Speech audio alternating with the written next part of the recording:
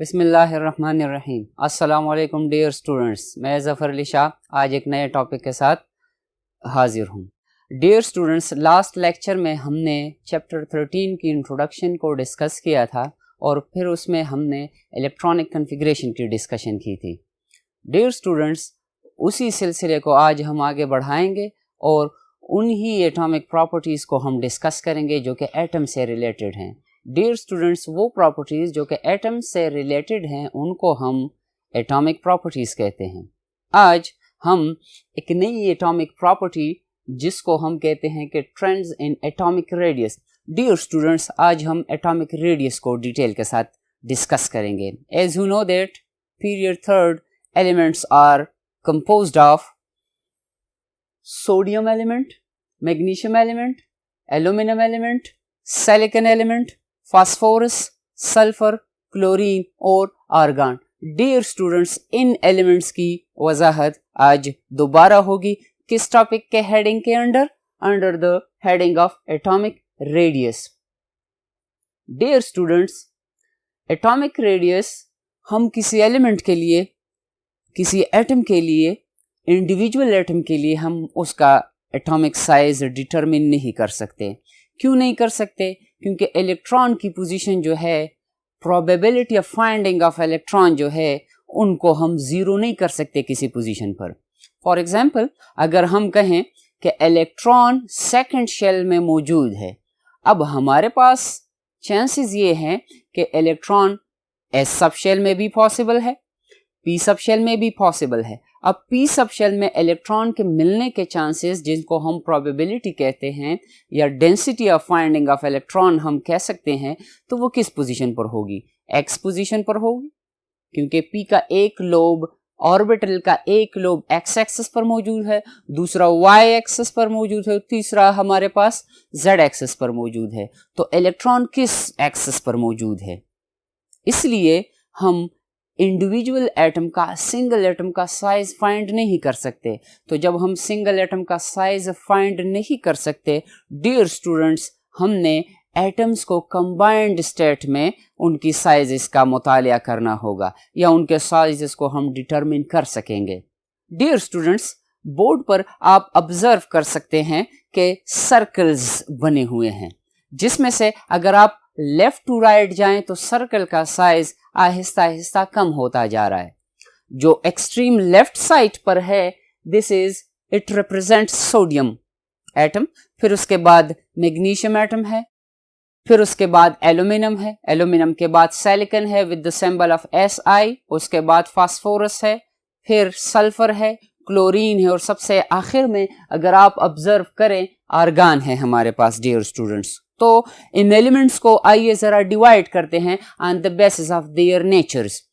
Dear students, पहले वाले तीन एलिमेंट्स जो हैं, जिसमें से सोडियम, मैग्नीशियम और एल्यूमिनियम जो है, ये मेटेलिक इन नेचर है। डियर स्टूडेंट्स, मेटल्स की कुछ खास प्रॉपर्टीज हैं। अगर वो प्रॉपर्टीज किसी एलिमेंट में मौजूद हो तो हम कहते हैं कि ये मेटेलिक इन नेचर है। जैसे उसका साइज बड़ा होना चाहिए। सेकंड प्रॉपर्टी, अगर साइज बड़ा हो तो उसके साथ उसकी आयोनाइजेशन एनर्जी कम होगी। आयोनाइजेशन एनर्जी का टॉपिक इंशाल्लाह डिस्कस करेंगे, लेकिन यहां पर आपकी समझ के लिए मैं बता दूं कि उससे हम आसानी से गैसीय स्टेट में इलेक्ट्रॉन निकाल सकेंगे। उसकी इलेक्ट्रॉन एफिनिटी कम होनी चाहिए। What is electron affinity? क्योंकि अगर उसके शेल में, आउटर मोस्ट शेल में हम इलेक्ट्रॉन ऐड करवाएंगे बाहर से, तो वो आसानी से ऐड ना हो, मतलब वो इलेक्ट्रॉन को एक्सेप्ट ना करे। इलेक्ट्रॉन एफिनिटी की प्रॉपर्टी है। फिर मेटल्स की एक और प्रॉपर्टी है जो कि रिंगिंग साउंड प्रोड्यूस करेंगे। जैसे ही हम उसको स्ट्राइक करेंगे तो एक रिंगिंग साउंड प्रोड्यूस होगी। मेटल्स का सरफेस शाइनी होना चाहिए। डियर स्टूडेंट्स, मेटल्स को थर्मल और इलेक्ट्रिकल कंडक्टेंस की प्रॉपर्टी मेटल्स में ज्यादा होनी चाहिए। तो इन्हीं प्रॉपर्टीज की बेसिस पर हम एलिमेंट्स को डिवाइड कर सकते हैं कि ये मेटेलिक इन नेचर है या नॉन मेटेलिक इन नेचर है। तो पीरियड थर्ड के पहले तीन मेंबर जो हैं, dear students, they are metallic in nature and the rest are non metallic in nature. अब हमने कुछ देर पहले बात की कि जब हम एटम्स की साइजेस की बात करेंगे, उनकी डिटर्मिनेशन की बात करेंगे, मेजरमेंट ऑफ साइज की बात करेंगे हम, तो हम स्ट्रिक्टली किताब में वर्ड इस्तेमाल किया गया है स्ट्रिक्टली बॉन्डेड कंडीशंस, तो हमने स्ट्रिक्टली बॉन्डेड कंडीशंस में एलिमेंट की एटमों की साइजेस को डिटरमिन करना है। जैसे पहले ये तीनों एलिमेंट्स जो हैं सोडियम, मैग्नीशियम और एल्यूमिनियम, इनके लिए हम मेटेलिक रेडियस की बात करेंगे, क्योंकि ये एटम्स जब आपस में जुड़े होंगे, किसके जरिए जुड़े होंगे, किस किस्म के बॉन्ड के जरिए जुड़े होंगे या कौन सी फोर्सेस इनमें इन्वॉल्व होंगी, तो हम कहते हैं कि मेटेलिक फोर्सेस आर देयर। तो जब मेटेलिक रेडियाई की बात होगी, in fact we are discussing under the heading of metallic forces. Second जो कैटेगरी है हमारे पास, that is covalent radius for silicon, phosphorus, sulfur and chlorine. ये चारों elements non metallic in nature है। अब ये जब नॉन मेटेलिक इन नेचर है तो इनके दरमियान जो बॉन्ड पाया जाएगा that is covalent bonding, and you know that covalent bonding is the bonding or it is the condition in which two atoms or more than two atoms share electron mutually.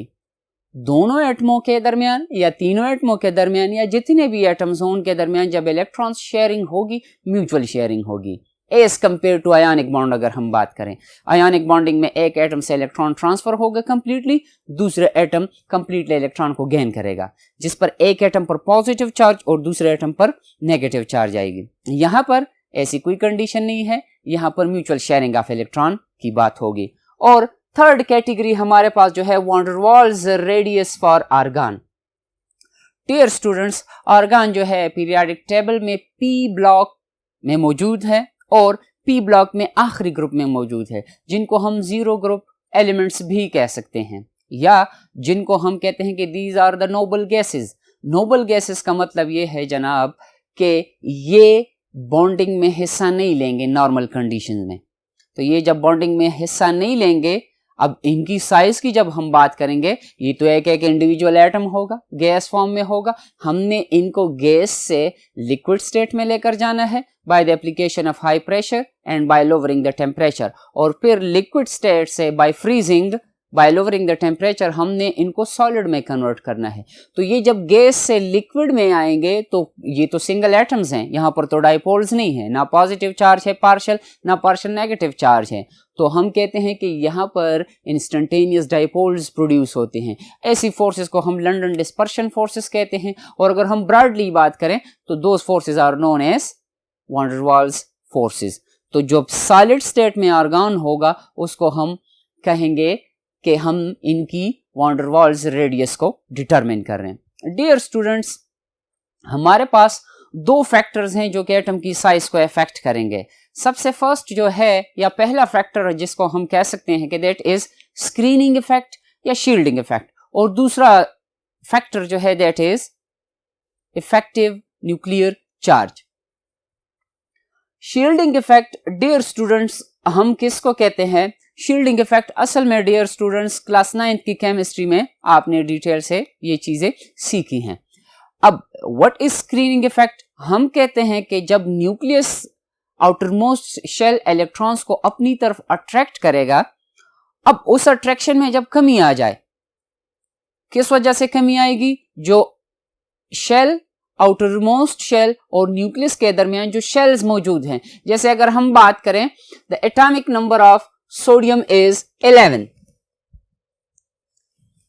Atomic number of sodium is 11। मतलब electronic configuration का topic हमने last lecture में detail के साथ discuss किया था students, जिसमें हम कहते हैं कि पहले शेल में 2 इलेक्ट्रॉन्स चले जाएंगे, फिर उसके बाद सेकंड शेल में 8 इलेक्ट्रॉन्स चले जाएंगे और आखिरी शेल में 1 इलेक्ट्रॉन जाएगा। अब न्यूक्लियस जब उस आखिरी इलेक्ट्रॉन पर फोर्स अप्लाई करेगा, इलेक्ट्रोस्टैटिक फोर्स अपनी तरफ अट्रैक्ट करने के लिए, तो उस फोर्स में कुछ कमी आएगी, डिक्रीज आएगा उसमें से। वो डिक्रीज क्यों आएगा? जो फर्स्ट शेल में इलेक्ट्रॉन्स मौजूद है और जो सेकंड शेल में इलेक्ट्रॉन्स मौजूद है, उनकी रिपल्शन की वजह से आउटर मोस्ट शेल में जो इलेक्ट्रॉन मौजूद है उस पर न्यूक्लियर फोर्स की कमी आ जाएगी, अट्रैक्टिव फोर्सेस की कमी आ जाएगी। इसलिए हम कहते हैं कि इलेक्ट्रॉन शील्ड हो रहा है, न्यूक्लियस की अट्रैक्शन से इलेक्ट्रॉन एक ढाल की वजह से बच रहा है ताकि उस पर न्यूक्लियस की अट्रैक्शन ना हो। अब डियर स्टूडेंट्स, शील्डिंग इफेक्ट का ट्रेंड अगर हम अक्रॉस द पीरियड देखें फ्रॉम लेफ्ट टू राइट, जब हम सोडियम से लेकर मैग्नीशियम से होता हुआ aluminium, silicon, phosphorus, sulphur, chlorine और आर्गन तक पहुंचते हैं डियर स्टूडेंट्स, तो शील्डिंग इफेक्ट पर क्या असर होगा? शील्डिंग इफेक्ट कम होगा या ज्यादा होगा? डियर स्टूडेंट्स, हम तो ये एक्सपेक्ट कर सकते हैं कि जैसे सोडियम में 11 इलेक्ट्रॉन्स है, मैग्नीशियम में 12, फिर 13, 14, 15, 16, 17 और आर्गन में 18 तक इलेक्ट्रॉन्स पूरे हो जाते हैं, नंबर ऑफ इलेक्ट्रॉन में इंक्रीज आ जाता है, तकरीबन 7 इलेक्ट्रॉन्स ऐड हो जाते हैं शेल्स में, तो फिर तो शील्डिंग इफेक्ट को ज्यादा होना चाहिए था, और जितना ज्यादा शील्डिंग इफेक्ट ज्यादा हो फिर एटम का साइज बढ़ना चाहिए। लेकिन स्टूडेंट्स, आपने ये बात जहन में रखनी है कि जैसे जैसे एक एक इलेक्ट्रॉन ऐड होता जाता है थर्ड शेल में, जैसे पहले 3s1 होगा, फिर 3s2 होगा, फिर 3p1, 2, 4, 5 एंड 6, इसी तरह एक एक प्रोटॉन भी न्यूक्लियस में ऐड होता जाएगा। तो एक एक प्रोटॉन की न्यूक्लियस की एडिशन की वजह से शील्डिंग इफेक्ट जो है वो कांस्टेंट रहेगा। Across the period shielding effect बढ़ेगा नहीं, कांस्टेंट रहेगा। तो इसलिए हम कहते हैं कि shielding effect across the period constant है, तो एटम की साइज पर इसका कोई असर नहीं होगा। मतलब शील्डिंग इफेक्ट कांस्टेंट होने की वजह से एटम का साइज बढ़ेगा नहीं। सेकंड फैक्टर हमारे पास है dear students, effective nuclear charge. Effective nuclear charge इसको इसलिए कहते हैं, ये वर्ड इफेक्टिव इसलिए इस्तेमाल हुआ है यहां पर कि अगर हम सोडियम को दोबारा एज एन एग्जांपल कंसिडर कर ले डियर स्टूडेंट्स, तो सोडियम के पहले शेल में 2, सेकंड में 8 और थर्ड में सिंगल इलेक्ट्रॉन आएगा। अब न्यूक्लियस में तो टोटल हमारे पास 11 प्रोटॉन्स मौजूद है। अब 11 प्रोटॉन्स इन इलेक्ट्रॉन्स को अट्रैक्ट करेगा अपनी तरफ। अब इन 2 और 8 टोटल 10 इलेक्ट्रॉन्स हो जाते हैं। इनकी वजह से आखिरी शेल में जो सिंगल इलेक्ट्रॉन है उस पर फोर्सेस ऑफ अट्रैक्शन जो है वो कम हो जाएंगी डियर स्टूडेंट्स।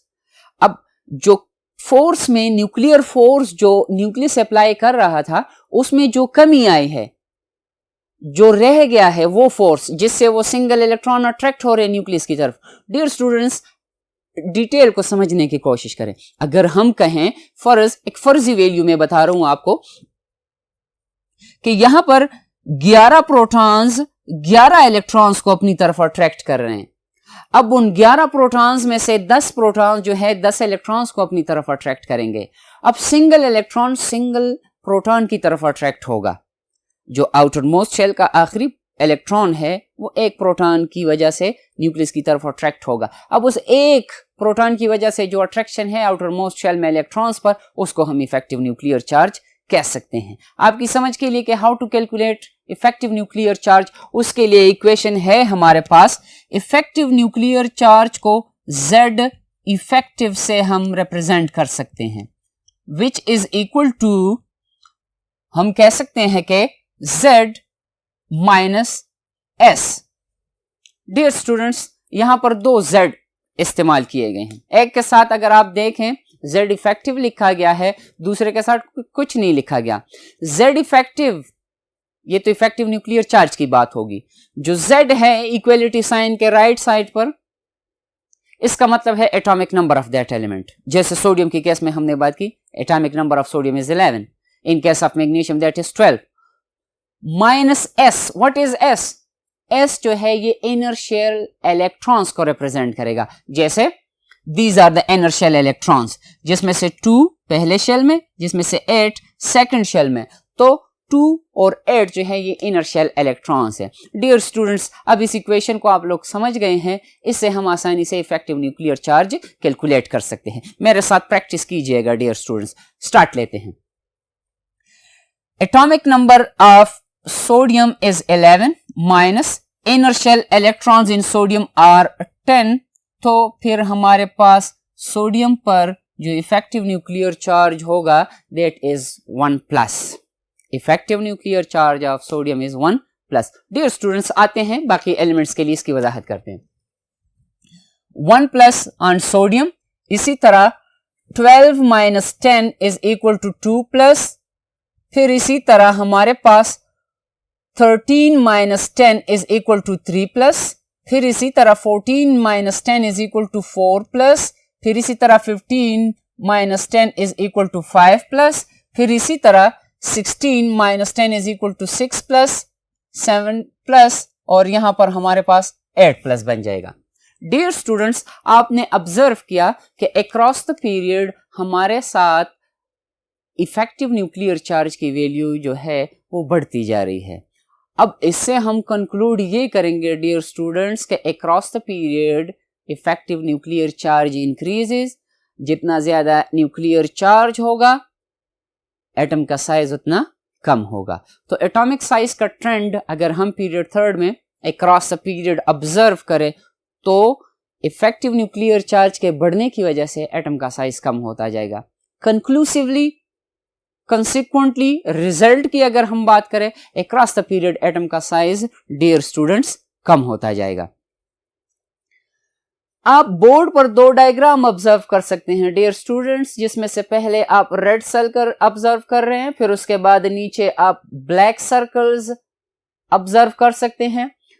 जो रेड सर्कल्स हैं ये मेटेलिक रेडियस के लिए है डियर स्टूडेंट्स। नीचे लिखा गया है इंटर न्यूक्लियर डिस्टेंस।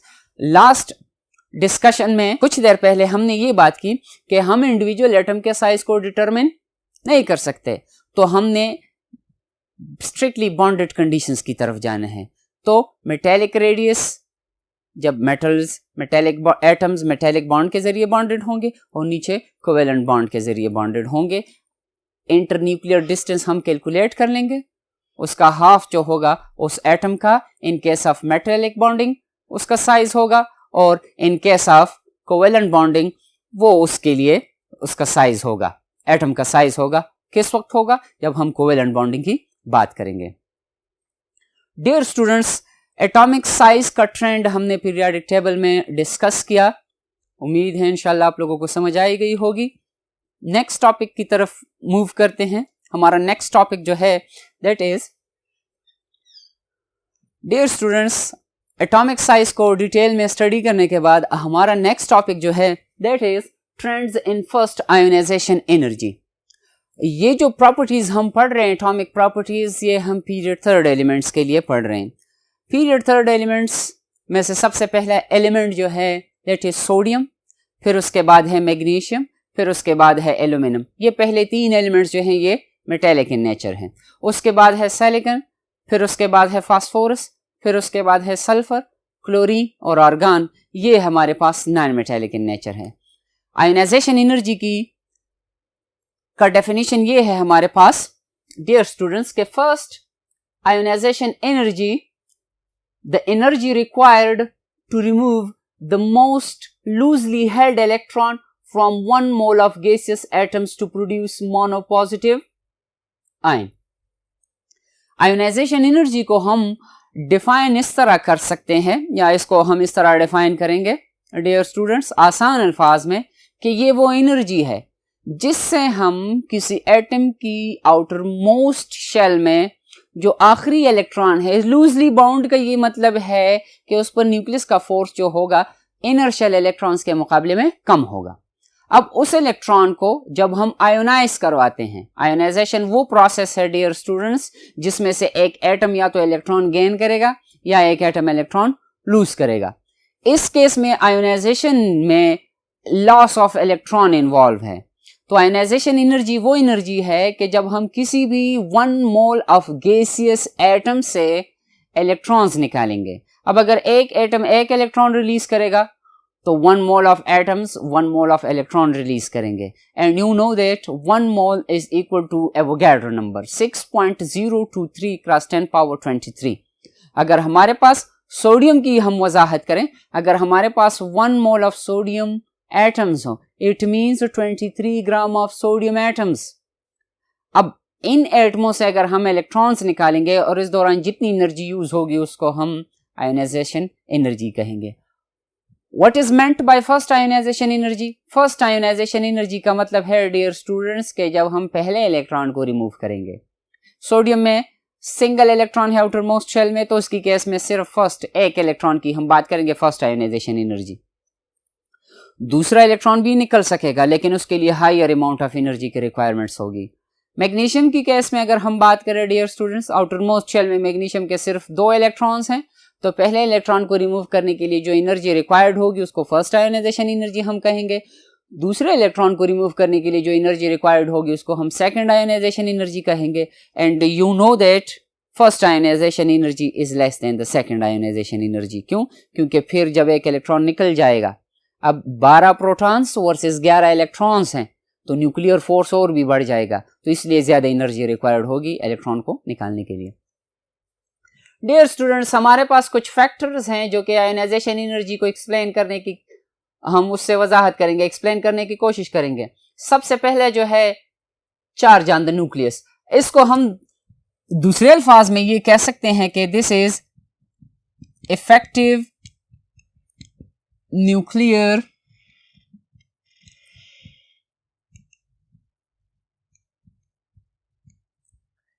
चार्ज।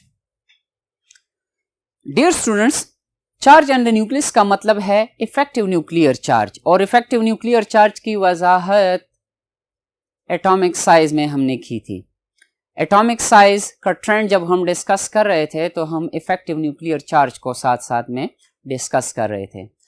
हमने बात की थी कि सोडियम पर इफेक्टिव न्यूक्लियर चार्ज 1+ है, फिर उसके बाद magnesium 2+, aluminium 3+ and so on, हम +8+ तक पहुंच गए थे इन केस ऑफ आर्गन।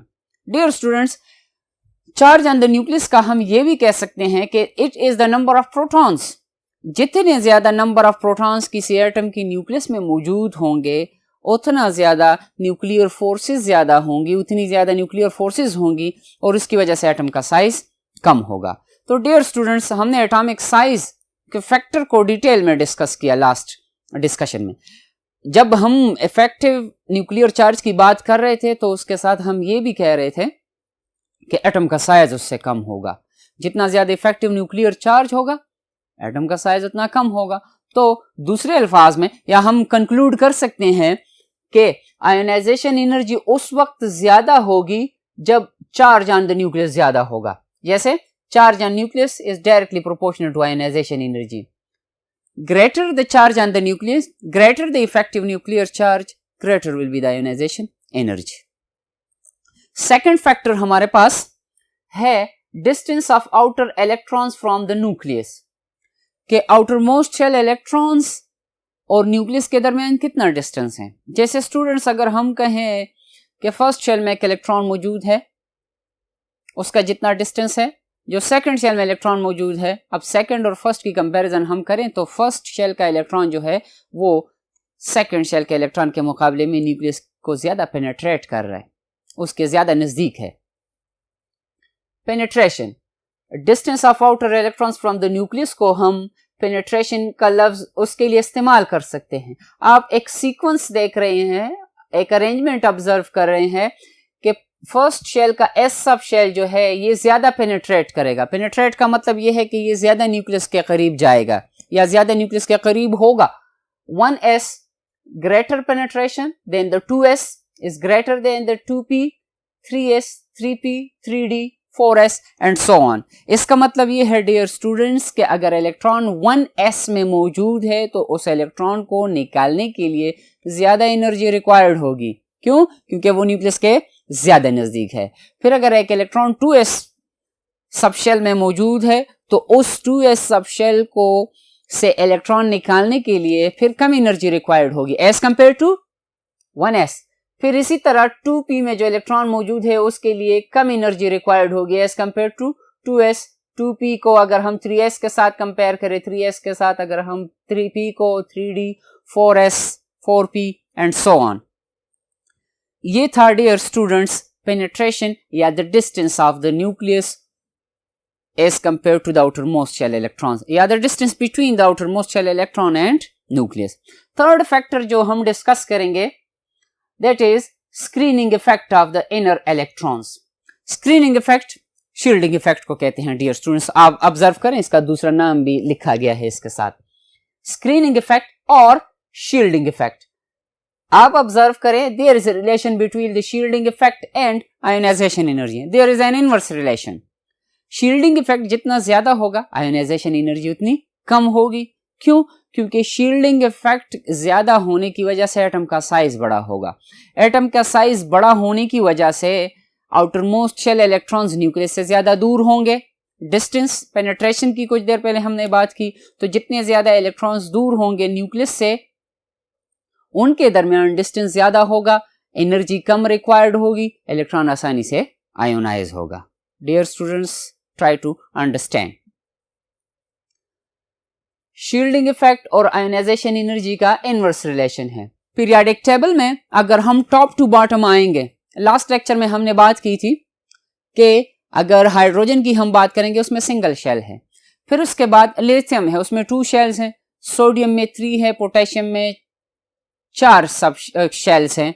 अब अगर हम नीचे जाएंगे तो एक एक शेल और ऐड होता जाएगा। अब कंटिन्यूअसली शेल्स की एडिशन की वजह से एटम का साइज बढ़ता जाएगा, शील्डिंग इफेक्ट बढ़ता जाएगा, और शील्डिंग इफेक्ट ज्यादा होने की वजह से एटम का साइज जो होगा ज्यादा होगा, आयोनाइजेशन एनर्जी उसके लिए कम होगी। फोर्थ फैक्टर जो है dear students, that is electronic configuration of that atom. जिस एटम की या जिस एलिमेंट की आयोनाइजेशन एनर्जी की हम बात कर रहे हैं, उसकी इलेक्ट्रॉनिक कॉन्फ़िगरेशन का फैक्टर भी उसके साथ इन्वॉल्व होगा आयोनाइजेशन एनर्जीज के लिए। बोर्ड पर आप ऑब्जर्व कर सकते हैं डियर स्टूडेंट्स के हमारे पास 3 किस्म के ऑर्बिटल्स सब शेल्स पॉसिबल हैं, या तो वो कंप्लीटली फिल्ड होंगे, या हाफ फिल्ड होंगे, या पार्शियली फिल्ड होंगे। हम पी सब शेल की वजाहत करेंगे यहां पर। अगर पी सब शेल में 6 इलेक्ट्रॉन्स होंगे, इट इज कंप्लीटली फिल्ड। अगर पी सब शेल में 3 इलेक्ट्रॉन्स होंगे, दिस इज हाफ फिल्ड। और अगर पी सब शेल में लेस देन 6 होंगे, जैसे 5 पॉसिबल हैं, 4 पॉसिबल हैं, 3 तो हाफ फिल्ड हो जाएगा, 2 पॉसिबल है और 1 इलेक्ट्रॉन पॉसिबल है। अब इन कंडीशंस में 3 और 6 को छोड़कर बाकी जितने भी इलेक्ट्रॉन्स अगर पी सब शेल में मौजूद हों तो हम कहेंगे कि P subshell is partially filled. Stability की अगर हम बात करें, पार्शियल फिल्ड अगर कोई सब शेल हो तो वो अनस्टेबल है, अगर हाफ फिल्ड है तो स्टेबल होगा, और अगर कंप्लीटली फिल्ड है वो भी स्टेबल होगा। डियर स्टूडेंट्स, आयोनाइजेशन एनर्जी के फैक्टर्स को हमने डिस्कस किया। अब आइए इसकी वजाहत करते हैं with the help of a graph, जो कि आपकी किताब में मौजूद है। डियर स्टूडेंट्स, हमने तो 4 फैक्टर्स की वजाहत की आयोनाइजेशन एनर्जी के लिए। आइए अब हम जरा ग्राफ से इसको ऑब्जर्व करते हैं जो कि आपकी किताब में दी गई है। इससे वजाहत करते हैं कि what is the trend of ionization energy in period third. Dear students, हमारे पास ये ग्राफ जो है, इसमें से y एक्सिस पर आयोनाइजेशन एनर्जी इन किलोजूल्स पर मोल को प्लॉट किया गया है, हॉरिजॉन्टली x एक्सिस पर उन एलिमेंट्स को प्लॉट किया गया है। इसका मतलब ये है डियर स्टूडेंट्स ग्राफ का कि x एक्सिस पर एलिमेंट्स मौजूद हैं, y एक्सिस पर उनकी एनर्जी मौजूद है। जैसे अगर आप ऑब्जर्व करें, सोडियम के लिए इस लाइन को, ये लाइन की लेंथ ऊपर की तरफ जितनी ज्यादा होगी, it means the ionization energy is greater, और अगर इसकी कम होगी लंबाई, हाइट कम होगी, तो आयोनाइजेशन एनर्जी कम होगी। पहले 2 को जरा कंपेयर करते हैं। हमने चारों फैक्टर्स को याद जहन में रखना है, एटॉमिक साइज को, पेनिट्रेशन को, स्क्रीनिंग इफेक्ट को, इलेक्ट्रॉनिक कॉन्फ़िगरेशन को। इन सारे फैक्टर्स को हमने जहन में रखना है और इस ग्राफ की वजाहत करनी है। सोडियम और मैग्नीशियम की अगर हम आयोनाइजेशन एनर्जीज की कंपैरिजन करें डियर स्टूडेंट्स, तो ionization energy of sodium is less than the magnesium. Number first factor, atomic number of sodium is 11, atomic number of magnesium is 12। Sodium की न्यूक्लियस में 11 protons मौजूद है, मैग्नीशियम की nucleus में 12 protons मौजूद है। इफेक्टिव न्यूक्लियर चार्ज की अगर हम बात करें, इफेक्टिव न्यूक्लियर चार्ज सोडियम की केस में 1+ है और मैग्नीशियम की केस में 2+ है। सेकंड फैक्टर, यहां पर साइज का जो फैक्टर होगा डिफरेंस होगा, मैग्नीशियम का साइज कम होगा और सोडियम का साइज बड़ा होगा। तो हमने साइज की बात की थी कि साइज जितना कम हो आयोनाइजेशन एनर्जी उतनी ज्यादा होगी, तो सोडियम की आयोनाइजेशन एनर्जी इसलिए कम है मैग्नीशियम से। दूसरा फैक्टर, इलेक्ट्रॉनिक कॉन्फ़िगरेशन की हम बात करें, electronic configuration of sodium is 3s1, magnesium 3s2। तो हाफ फिल्ड, कंप्लीटली फिल्ड का फैक्टर आ जाता है, इसलिए मैग्नीशियम की आयोनाइजेशन एनर्जी है वो सोडियम से ज्यादा है। शील्डिंग इफेक्ट की अगर हम बात करें तो लास्ट टॉपिक में हमने बात की थी कि shielding effect across the period is constant. दूसरा, अगर हम मैग्नीशियम और एल्यूमिनियम की बात करें डियर स्टूडेंट्स, तो एल्यूमिनियम की केस में हमारे पास एल्यूमिनियम की इलेक्ट्रॉनिक कॉन्फ़िगरेशन है आउटर मोस्ट शेल में 2p1 और मैग्नीशियम की केस में है हमारे पास 3s2।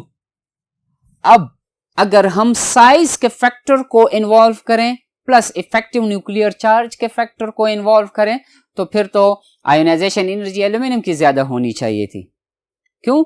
इसलिए क्योंकि the effective nuclear charge on aluminium atom is 3+। Size across the period हमने कहा था कि कम हो जाता है, तो फिर तो एल्यूमिनियम की आयोनाइजेशन एनर्जी ज्यादा होनी चाहिए थी, लेकिन आयोनाइजेशन एनर्जी एल्यूमिनियम की कम है। It is because of the stable electronic configuration. 3p में सिंगल इलेक्ट्रॉन है डियर स्टूडेंट्स। अब अगर 3p में या तो 3 इलेक्ट्रॉन्स हो या 6 इलेक्ट्रॉन्स हो, दैट इज स्टेबल, तब आयोनाइजेशन एनर्जी ज्यादा होगी। अदरवाइज आयोनाइजेशन एनर्जी एल्यूमिनियम और मैग्नीशियम की कंपैरिजन के बाद हम ये कंक्लूड करते हैं कि the ionization energy of magnesium is greater than that of aluminium.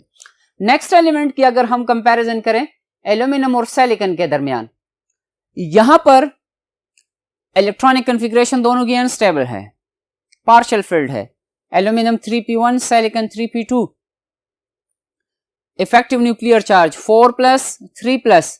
तो एटम का साइज क्या होगा इसके साथ अगर शील्डिंग इफेक्ट ज्यादा हो? जी, अगर 4+ हो तो एटम का साइज कम होगा। एटम का साइज जितना ज्यादा कम होगा, outer most shell electrons nucleus की तरफ ज्यादा अट्रैक्टेड होंगे, तो एज अ रिजल्ट या डेफिनेटली हमारे पास आयोनाइजेशन एनर्जी उसकी ज्यादा होगी। नेक्स्ट दो एलिमेंट की कंपैरिजन करते हैं हम सिलिकॉन और फास्फोरस की।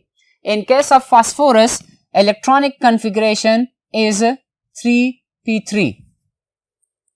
Dear students, effective nuclear charge की बात भी आ जाती है फास्फोरस की केस में, क्योंकि 5+ है।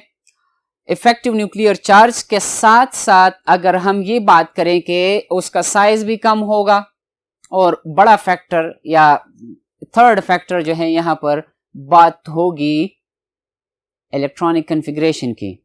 हमने फोर्थ फैक्टर भी डिस्कस करना है पेनिट्रेशन को, क्योंकि इलेक्ट्रॉन 3p और 3p में मौजूद हैं, तो पेनिट्रेशन p सब शेल का दोनों की केसेस में सेम है, सिलिकॉन और फास्फोरस की केस में। लेकिन जो बड़ा फैक्टर है या तीनों को हम कंपैरेटिवली हम कह सकते हैं कि तीनों सेम लेवल पर है आयोनाइजेशन एनर्जी, जिसकी वजह से ज्यादा है। सिलिकॉन की आयोनाइजेशन एनर्जी है कम है, किससे? फास्फोरस से। आयोनाइजेशन एनर्जी किन फैक्टर्स पर यहां पर डिपेंडेंट है? एटम की साइज पर, इलेक्ट्रॉनिक कॉन्फ़िगरेशन पर। ठीक है स्टूडेंट्स।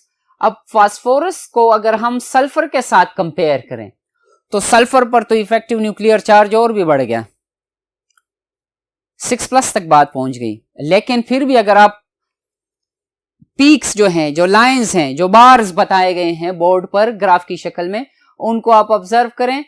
फास्फोरस के लिए इसकी लेंथ ज्यादा है, सल्फर के लिए लेंथ कम है। इफेक्टिव न्यूक्लियर चार्ज सल्फर पर ज्यादा है फास्फोरस से, लेकिन फिर भी सल्फर की आयोनाइजेशन एनर्जी कम है। बाकी सारे फैक्टर्स को छोड़कर इलेक्ट्रॉनिक कॉन्फ़िगरेशन की अगर हम बात करें तो electronic configuration of phosphorus is half filled which is more stable then the sulphurs partial field, जहां पर p4 इलेक्ट्रॉनिक कॉन्फ़िगरेशन है। सल्फर की केस में डियर स्टूडेंट्स हमारे पास p4 इलेक्ट्रॉनिक कॉन्फ़िगरेशन है which is not stable. p3 is more stable then the p4, इसलिए हमारे पास आयोनाइजेशन एनर्जी फास्फोरस की ज्यादा होगी सल्फर एलिमेंट से। फिर उसके बाद जब हम नेक्स्ट मूव करते हैं क्लोरीन की तरफ, क्लोरीन पर इफेक्टिव न्यूक्लियर चार्ज 7+ तक पहुंच जाता है डियर स्टूडेंट्स। अब जब ये 7+ तक पहुंच गया है, एटम का साइज और भी कम हुआ होगा, स्क्वीज्ड हुआ होगा, तो आयोनाइजेशन एनर्जी उसके साथ बढ़ गई होगी। यहां पर अगर हम इलेक्ट्रॉनिक कॉन्फ़िगरेशन के फैक्टर को इन्वॉल्व करें तो इलेक्ट्रॉनिक कॉन्फ़िगरेशन जो है वो पार्शियल फिल्ड है, और हम कहते हैं कि partial field electronic configuration is unstable. तो फिर यहाँ पर साइज का फैक्टर डोमिनेट करेगा और साइज के फैक्टर को की डोमिनेशन की वजह से ionization energy of chlorine is the greater one.